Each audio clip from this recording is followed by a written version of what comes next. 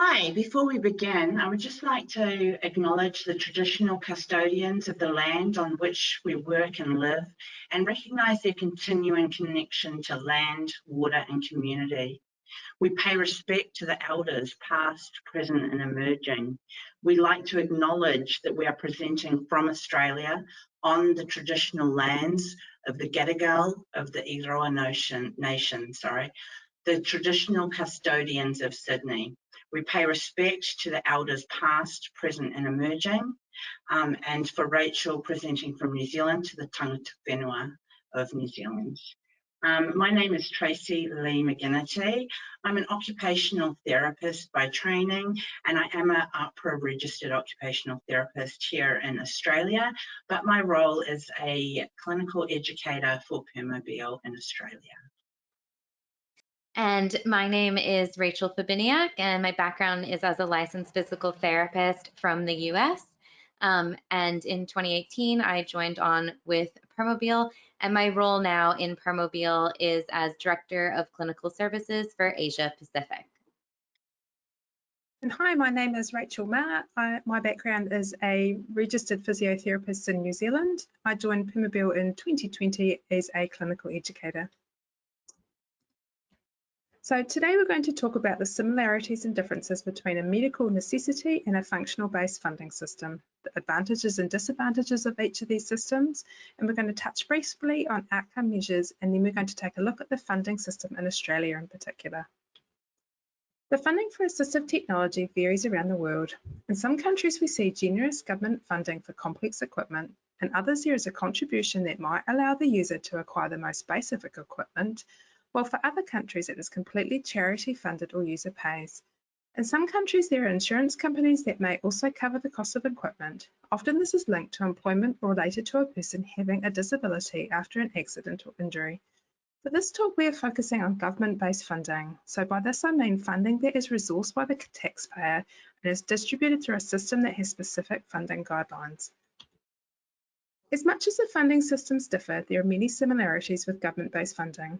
A common theme across all funding is that there is set criteria a person must meet in order to access the funding. In our region, this is referred to as the access criteria, with the criteria shown here coming from the New Zealand Ministry of Health Equipment and Modification Services funding stream. This is funding that provides for people who have a non-accident related disability. Another similarity across the funding systems is the need for report writing, with much of the assessment, clinical reasoning and justification for equipment being very similar. So while therapists around the world all need to justify why a piece of equipment is required, what this justification can look like can vary depending on where you are in the world. One variation we do see in funding systems around the world is the philosophy behind the funding for equipment provision, where we typically see two different funding philosophies: funding for medical necessity and funding for functional needs. With funding for medical necessity, the parameters for assistive technology are linked back to the person's medical needs or functional limitations, while with funding to meet functional needs, the assistive technology needs are still linked to the disability-related need. However, goals and identified functional requirements are needed to justify a specific piece of assistive technology. With a functional-based funding system, it is possible to have two people with the same diagnosis and have a similar presenting disability be funded two very different equipment packages, for their goals and functional needs may be quite different depending on their social and environmental circumstances. For some countries, this divide can be very black and white. For example, we have Germany funding solely for a person's clinical needs, while Norway is very focused on a person's functional needs. We also see some countries factor in both clinical and functional needs, for example, Belgium and France. One aspect I haven't touched on here is a person's psychosocial needs, with very few countries considering this as a priority in their funding processes. One piece of equipment where the differences in their funding philosophies are highlighted is with power standing chairs. In a medical necessity funding model, a power standing chair is funded for its clinical benefits, so thinking bladder and bowel management, bone mineral density, and range of movement. In a functional-based funding system, a power standing chair would not be funded for its clinical benefits. The person needs to demonstrate a functional gain from having been provided with a power stand-up chair. This could be increased independence in personal care or activity of daily living tasks, or perhaps an indirect functional benefit of addressing the underlying clinical issue, For example, standing, assisting in maintaining a person's spasticity, managing a person's spasticity, hence assist with their ability to complete an independent standing transfer. The influence of funding philosophies can perhaps be seen in the research. With a number of large countries favouring a medical necessity-based system, we see a larger amount of research focusing on the clinical benefits of certain pieces of equipment. This isn't to say there isn't research to support functional gains.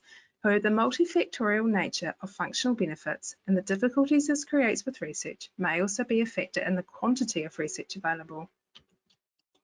Many of us who work with complex wheelchairs are passionate about the potential benefits that wheelchair users can obtain when provided with these chairs. Hence, many of us would love to see more of these chairs out there. So with the potential functional gains that end users can get, does this mean that everyone could get a power standing chair? Unfortunately, it's not that straightforward. The cost of equipment needs to be balanced against the potential benefits that a person may get. So with a functional-based system, there is still a need to justify that one solution is a cost-effective one. One advantage of a functional-based system is that the need for carer support is acknowledged. So if a piece of equipment has the ability to increase a person's independence such that it reduces the amount of carer support required, this gives weight to the functional benefits obtained. One challenge in balancing cost versus functional benefit is how do we measure the functional benefits? With cost, we can put a concrete number with it. However, functional benefits are specific to a person, with different people getting different functional benefits from different pieces of equipment. This is where outcome measures come into their own and provide a useful way of measuring the impact of our intervention. The wheelchair outcome measure is a favourite here, given it allows us to assess the impact of a wheelchair and seating intervention on a goal that has been identified by the wheelchair user, while the functional independence measure or the functional reach test are also useful.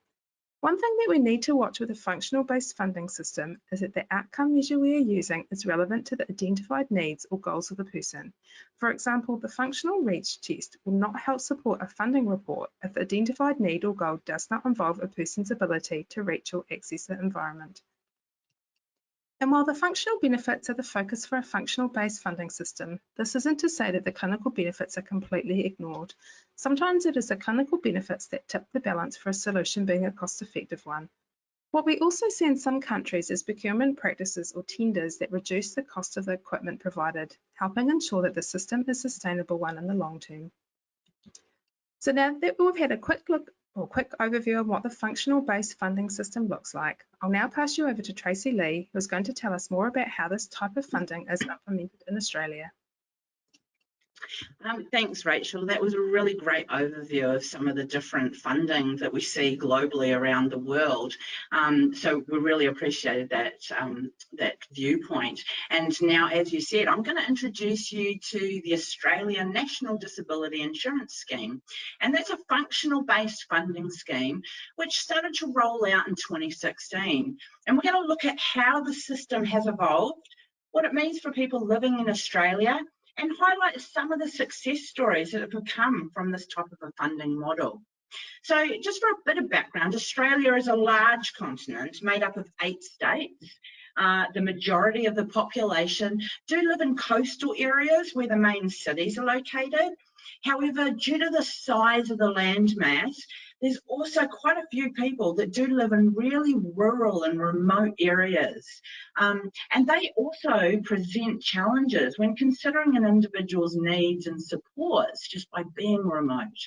You can see the population for each state. I've put it into the map in the standard colouring, and underneath you'll see a second figure in purple, which is the number of participants in each state that are currently accessing support from the NDIS, and that's taken from the latest updated data that they make public.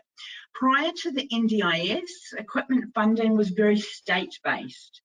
Every state had its own funding system available to the people and based not on their functional capacity, but on where they lived or the timing or the origin of their impairment.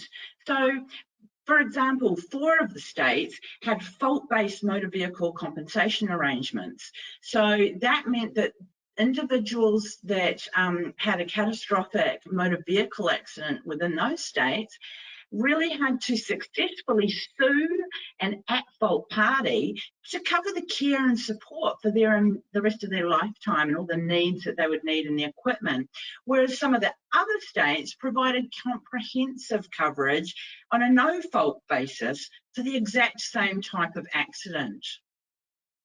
Now, before we take a closer look at some of the data and findings that underpin the current National Disability Insurance Scheme model, let's take a brief historical overview of its development and the implementation. It has been frequently commented that the NDIS is the biggest health reform in Australia since the implementation of Medicare in 1984. Now, Medicare strictly only subsidises health-related supports. And as mentioned in the previous slide, disability supports were dependent on the state that you lived in or how you acquired your impairment.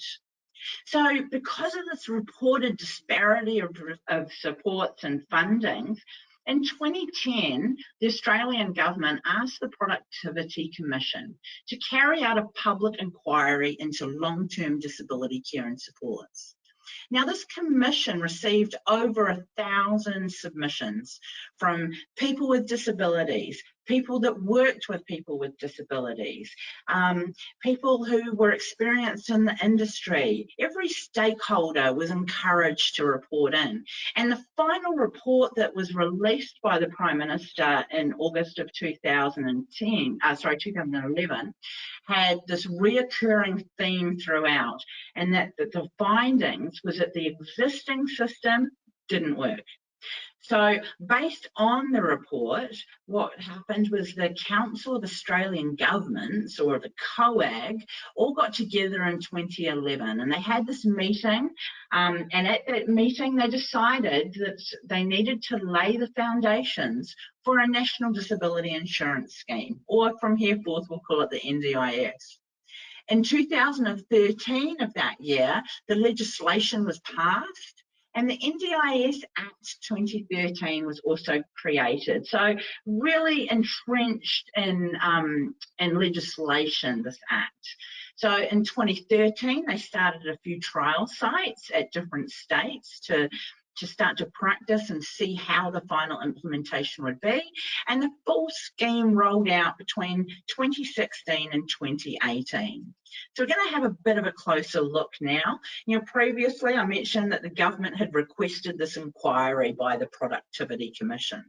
So essentially the Productivity Commission is the government's independent research and advisory board who look at a range of economic, social and environmental issues that are affecting the welfare of Australians. And its role is to help the government make better policies that serve the long-term interests of the Australian community.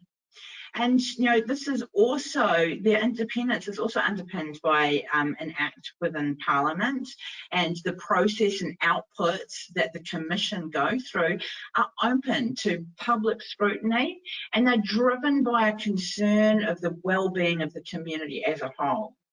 So what they did find, essentially, what was some of the recommendations or findings from the report, is that the current support system was underfunded.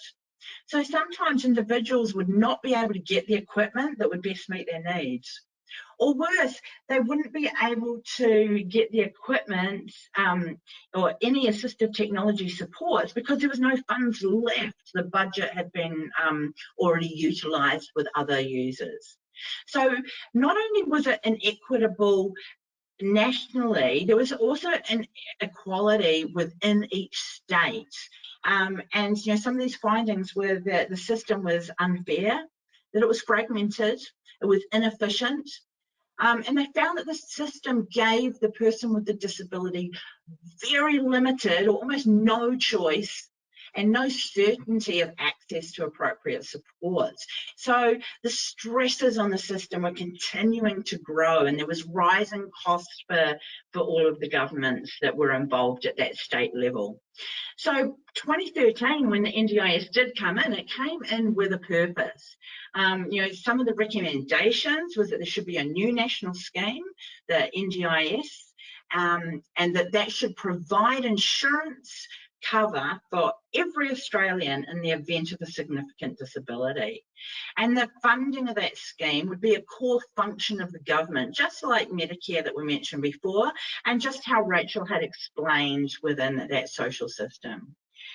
They also recommended that people would have much more choice in the new system, that their support packages would be tailored to their specific individual needs, and that people could choose their own providers, ask an intermediary to assemble a package on their behalf, maybe cash out some of the funding allocation so that they could direct it to the funding areas that they chose, or with a combination of these options. So I will refer to the end users from here forth as participants, because that's language that's intertwined and underpinned within the scheme. Now, we've talked a bit about NDIS, that acronym. We've sort of identified that. The NDIS relates to the scheme itself, but often confused with this is the NDIA. And these are two separate entities. The NDIA is the agency appointed by the Australian government to manage the funds, and they're ultimately responsible for the administration of all the funding. They're tasked with working with the participant to determine the goals the participant has, and the allocation of the funding for supports, therapy, and assistive technology. And most importantly, they get to work through the criteria to see if somebody's able to access the scheme. The access criteria are designed to determine whether people with a disability are actually have a current need for support under this type of a system. And so there's several different criteria that must be met. The first two, which are essential criteria, is a person, so somebody has to meet both of these, is age and residence. For age, somebody has to be under 65 years of age when they apply for access to the scheme. What do I mean by that? If you have a significant, say I had a car accident after my 65th birthday, the day after my 65th birthday, I wouldn't be able to access a scheme. I would have to access a my aged care type of a funding. If my accident happened the day before my 65th birthday, and I had a big understanding, or a really strong understanding of the system, and I managed to actually get in an application that day of my accident, it would be considered because they received it the day before my 65th birthday. Okay, so that's sort of the age. The other essential criteria for admission is residence. And essentially, you need to be an Australian citizen residing in Australia. If you're a permanent resident and not a citizen, there are some criteria that's where somebody would be covered by that. But after meeting these two, now these are the interesting ones, the disability requirements. So you also have to satisfy one or more of the disability requirements or the early intervention requirements. So when we think about the disability requirements, it's essentially when we're talking about somebody's impairment. So if they have an impairment of an intellectual, cognitive, neurological, sensory, or physical impairments, one or more of those domains will assist you with access. But the impairment does have to be permanent, and there also has to be a reduced, and they label it a significantly reduced functional capacity. So when they're looking at functional capacity, they're looking at several domains: communication, social interaction, learning, mobility, and self-care. Now, if you don't have a significant reduced functional capacity, but somebody still has a disability, they can still access the NDIS through what they call early intervention requirements, okay? And instead, with these requirements, what's looked at is the pathway that somebody's on in terms of the impact that some early intervention might have for that person's functional capacity. Regardless, there is a slew of paperwork that is required and medical sign-offs to support those applications just to get accepted onto the scheme. But once you're on the scheme, what supports will NDIS fund? a large range of supports, including transport, support to be employed, therapeutic supports, assistance with household tasks, home modifications, equipment, and essentially any assistance required to help somebody maintain their current level of function. So the NDIS funds a really holistic range of supports to assist in activities of daily living, but they're also quite clear about in the guidelines what they won't support. So what they won't fund is if another part of the government is responsible for that kind of funding, so often health related things will not be funded under the NDIS. It also, it has to relate, the support has to relate to the person's disability. And the support has to relate to the day-to-day living costs that are not related to a person's support needs. So, you know, whilst certain things that we all require might not be funded, some adaptations to those may be funded. And we'll look at a quick example of that a little bit later. So once a participant has been accepted onto the scheme, a range of assessments will be undertaken to determine the appropriate supports to meet their goals. And the most common being a functional capacity assessment, as this should essentially highlight any areas that the participant requires either additional supports in or in which can be supported to increase their participation or their independence. Once any specific supports and resources are identified, the funding is then allocated and applied to the plan. If a specific support in the plan, once is in the plan, the participant can then work through the processes of trialling that assistive technology with a prescribing therapist. If it hasn't been listed in the plan, and I'm talking about sort of, you know, things like a mobility base there, then they can still undertake trials and do some of the research and assessments.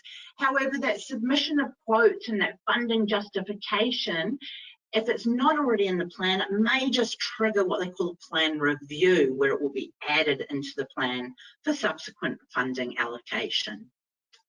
So that plan has 3 areas of a budget, or 3 areas of support where funding is allocated to each area. The first area is core support, and that's a lot around assistance with daily living. They talk about consumables, so things like incontinence pads, etc., built up cutlery would be seen as that. A way of supporting somebody's social and community participation also fall into this bucket of funding. The second bucket of funding is what we call capital supports, and they look at 2 specific areas: assistive technology for mobility and communication, and home modifications. Okay, so funding for equipment to help you get around, and funding for equipment to help you communicate, and funding to help you maintain or be safe within your own home. Now, if you run out of money within these 2 budgets, there is a little bit of flexibility where you can cross over a little bit of core support into capital supports. Whereas the third bucket, the capacity building, is really around those therapeutic reports and doesn't really have a lot of flexibility in it beyond your therapeutic requirements. When we talk about that funding criteria, there's 2 quite important themes that we look at as well. The first one's choice and control. So choice and control is a term that's used, it's very much the foundation of the scheme's aim. You know, we want to provide participants with the power to attain their personal goals. How do you use the supports within your plan, from how somebody accesses service providers to how they get to choose to use their supports allocated, is pretty much up to the participant. So the participant can choose to have all their plan managed by the agency, to self-manage, or to use a combination of the 2 when required. Reasonable and necessary is what we need to prove within the funding justifications to enable somebody's supports to be looked at and to be funded and approved within the legislation. So there's this thing called Section 34, which has a whole lot of rules attached to it. And essentially any part of the plan or assistive technology gets measured against that. This reasonable and necessary criteria, is the support going to assist the person to meet their associated goal or objective? Is it going to increase somebody's social or economic participation? Does it represent value for money? Because it has to be reasonable relative both to the benefit achieved and the cost of the alternative support. And Rachel sort of highlighted that in a functional scheme earlier on. We also need to make sure that it's going to be effective and beneficial to that participant, and that it's representative of good current best practice.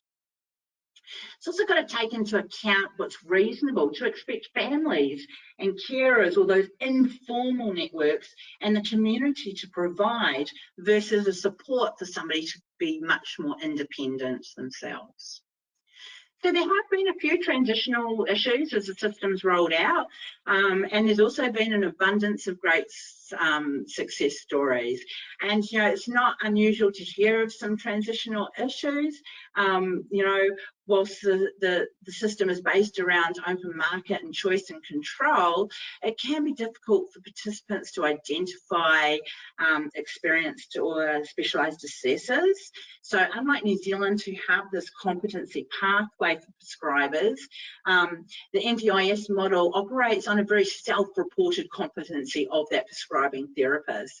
And so this means essentially that the prescriber feels that they have the skills, and they've indicated so on their service provision outline, then they can prescribe that type of equipment. And this is sometimes impacting on access to equipment when some of the therapists don't have that robust clinical reasoning skills developed yet, that are pretty essential when we're trying to articulate functional evidence.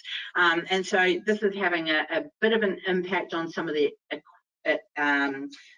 equity or the equality, I should say, of access to complex AT based on some of the prescribers' skill and experience levels. We are still seeing a little bit, but we're definitely seeing some improvements. And so I said I wanted to highlight some of the success stories. And so here is one from very early on in the stages. I think it's like 2017, 2018. And a therapist that we'd worked quite closely with had identified a client in a very, in a situation that's so common, where people are sometimes falling through the gaps. So this participant was in his 50s and he was living in a nursing home or an aged care facility. He'd been living there for 8 years. He had been discharged from hospital following a stroke, and he had been discharged with no equipment. He had been living rough, so sleeping rough, so he didn't have a residential address, he didn't have a place to call home, so his discharge was to this aged care facility. 8 years later, along came the NDIS and this therapist and a support coordinator who identified this gentleman, and the gentleman had a goal to go to the dining room. So from his CVA, he had a hemiplegic presentation, and so the therapist wanted to try powered mobility. And I'm just going to read the little excerpt that she wrote following that trial, because I think in his words, his goal was to go to the dining room, and he drove himself into that dining room with his head held high. Afterwards, we went outside. We taught him how to recline, and he lay there in the sun, a massive smile on his face. And he said to us, "Look, I can see the sky. It's days like this that make our hard work worthwhile." And I just think that that's really powerful. But to understand those stats more, I'm going to hand you over to Rachel now to continue. Thanks so much, Tracee-Lee, and a great introduction into NDIS, which will really help explain then some of this data that we're going to go through. So let's take a look at how NDIS is working with this data. All of the data that I'm going to present was collected and described directly through the NDIA, and there's a lot of data, and due to our time constraints today, what I'm going to be doing is covering the data from people with spinal cord injuries and then also the overall scheme participants. And as you can see here, NDIS utilizes the ICD-10 classification system for their health data. So you can see in the pink highlighted box there, the proportion of participants within the codes here, with 44% of persons with spinal cord injury having a complete injury and 55.1% having an incomplete injury. Now, as Tracee-Lee mentioned, the NDIS is centered around participant choice and control and participant goals. Once their goals are established, they are placed into domains. And these domains include things like daily life, work, learning, etc. And for people with spinal cord injuries, if we look at the top colored line here in this graph, we can see their frequency of goal domains, with daily life with 36% of the goals that they've suggested or that they would like to achieve, followed by social and community activities, and then health and well-being. NDIS also tracked the top five words stated by participants in their goals, and you can see that in the bottom section on this page, and that the highest percentage was community access and participation, then health and exercise, and the third was independence and self-reliance. This slide shows the number of total participants across the scheme as of June 30th last year, 2021, and the average budget annually per participant, which is $69,000, and this is in Australian dollars. If you need to use a converter currency, you can get one on your phone as well if you're interested to see. And the utilization number here is based on a 6-month period. So how much of the budget the participant has utilized within that first 6-month period. Now, if we look specifically with persons with spinal cord injuries as their primary diagnosis within the scheme, the number of participants is 5,245. Now, that was as of September 30th of last year, 2021. And you can see that the average budget is substantially higher at $162,000 of an annual support budget. Now, that $162,000 is being utilized across multiple types of supports. As Tracee mentioned, the 3 categories of supports are the core supports, the capacity building, and the capital supports.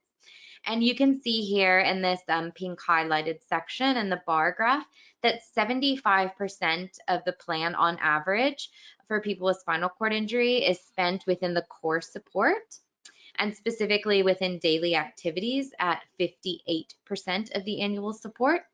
And you can also see that the capacity building is at 12%, which is very similar to the capital supports, which is at 13%. The other important point to note is that the trends in the committed annual supports or budgets are seen to be increasing each year. And you can see this again in the highlighted pink box, starting off with 2017 to 2018 and now through from 2020 to 21 on the far right. This can be seen across the scheme as a whole. So for all participants, that the plan budgets are increasing, but also for persons with spinal cord injury, having the highest average annualized committed supports of any disability type within the NDIS. Now that we've seen the data on the supports plans and goals, let's take a look at some of the outcomes from the scheme that they've been collecting over the past few years. So the first slide shows a summary across various life domains that the NDIA are tracking.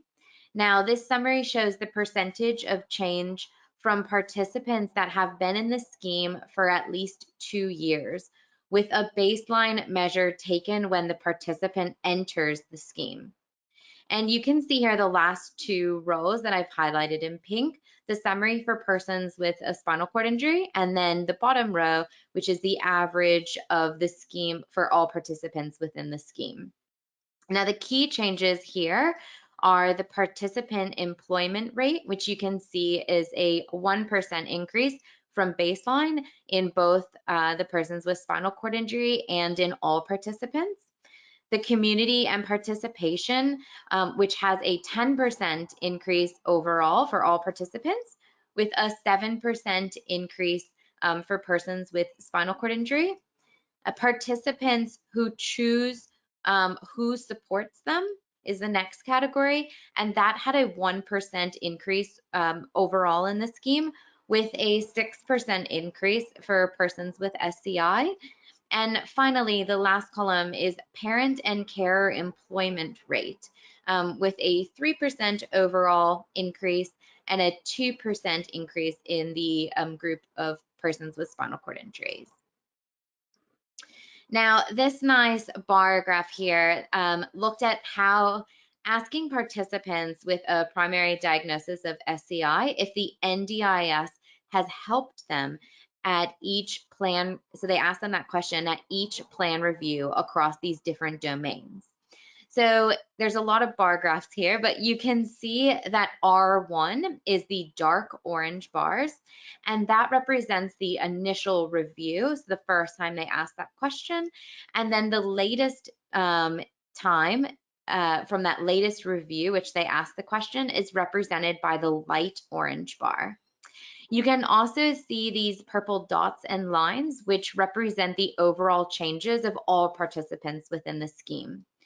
So the chart at the top is based on participants aged 15 to 24, and the lower bottom chart is for participants aged 25 and older. Now, in both age groups, you can see the top 3 areas for the greatest change have been on, has the NDIS helped you to have more choice and control over your life? Have the NDIS helped you with your daily living activities? And has the NDIS improved your health and well-being? The NDIA also tracks changes across families and carers within the scheme. And here you can see the changes across the various domains from the initial plan review, again being in the orange labeled as R1, to the latest plan review, again with that lighter orange bar. And this section is representing the families of carers with persons with spinal cord injuries. And then those purple dots and lines, again, representing the overall families and carers of persons within the scheme.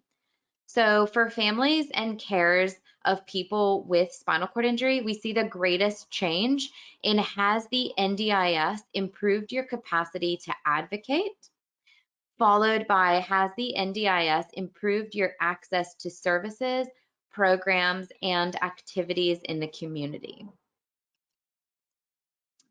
Finally, the NDIA closely follows a few of the outcome domains across time, with one of those being participant employment rate. And here we can see the employment rate from participants with spinal cord injuries who have been in the scheme for at least 2 years now, measured at baseline and at their latest plan review. And from this bar graph, you can see this broken into different age groups. So the first 2 bars representing ages 15 to 24, where we see an overall increase in employment rate. Then the second 2 bars representing ages 25 and over. And here we see a decrease overall participants, but for persons with spinal cord injury, we see the same no change in the employment rate. And then if we look at the overall of all participants aged 15 and over, for persons with spinal cord injury, we see again no change with maintaining at that 28% employment rate. However, compared to the overall scheme, we see a higher percentage of people with spinal cord injury are in a paid employment position, with the latest average, as I mentioned, being 28% over all age groups. Whereas if we look at the participants in the overall scheme, we see that for them, it's at 22%. Another key measure is the number of participants engaging in community and social activities. So looking in that pink box section again, in this bar graph, we see that participation and community engagement has increased in both age groups over time in the scheme for both persons with spinal cord injury and the overall participants in the scheme, as you can see by those purple dots and lines again. However, we see that for persons with spinal cord injury, that they have a lower participation rate than the overall scheme participants. Again, if you compare those bar graphs versus those purple dots and lines. So to demonstrate choice and control, which Tracee-Lee mentioned is a very important part of the NDIS, another key measure of this scheme is the number of participants being able to choose who supports them. And as you can see in the bar graph in the pink section, this has remained relatively stable from the initial entry into the NDIS to the latest review in participants in the aged 25 and over group. But we see an increase from 67 to 80% in participants aged from 15 to 24. Also to note is that the participants with spinal cord injury are overall significantly higher than the average overall scheme, from a high of 86% saying that they are able to choose who supports them to the overall scheme at 48%. And while there's still a lot more data that has been collected, so much data, you can go onto the ndis.org website if you want to access all of this data, plus all the other data that exists. Hopefully you can see some of the areas based on the data and also the outcomes that the NDIS is seeing greater change in some areas versus others, and how this falls in line with really what the NDIS was hoping to achieve within this system. So now I'm going to pass the microphone back over to Tracee-Lee to see what some of our participants have to say directly. Thank you, Rachel. Yes, because we could probably discuss the findings of that data all day, but it would be really, I think it's a nice idea to finish on the words of the people that this has impacted the most. So, you know, the implementation of the NDIS has brought positive change for participants of the scheme. And whilst there's been some frustrations for participants and service providers, I mean, and seriously, what system is perfect, especially in its infancy, you know, there are many success stories that highlight how a functional system can impact on an individual's needs and well-being. So we do want to finish up with some words from participants in the scheme. This is Sergey. Sergey is a participant of the scheme, and he had his spinal cord injury pre the NDIS, so he has lived experience of both the systems of funding. When asked about what the NDIS has meant to him, he reported on finally being able to have equipment appropriate for his needs. How big is that? And in particular, he referenced lightweight wheels and power add-ons. And whilst these things could be funded under some of the old schemes, not all of them, and it depended on which funding was accessed. He also concludes with a statement that it has largely changed my life here as a person with a disability. How powerful. He actually contributes it to changing his life. Another person that may be familiar to some of the audience is Mal, and Mal may be familiar as he has previously been a presenter at ISS and OSS, and he's very well recognised in Australia for developing a supply company and been a sought out as an expert subject matter for his experience, both professional and his lived experience. So when discussing AT with Mal, he provided an excellent example that I think just highlights what would be funded versus what wouldn't be funded scenario. And so I'm going to read the excerpt word for word that he wrote back for me.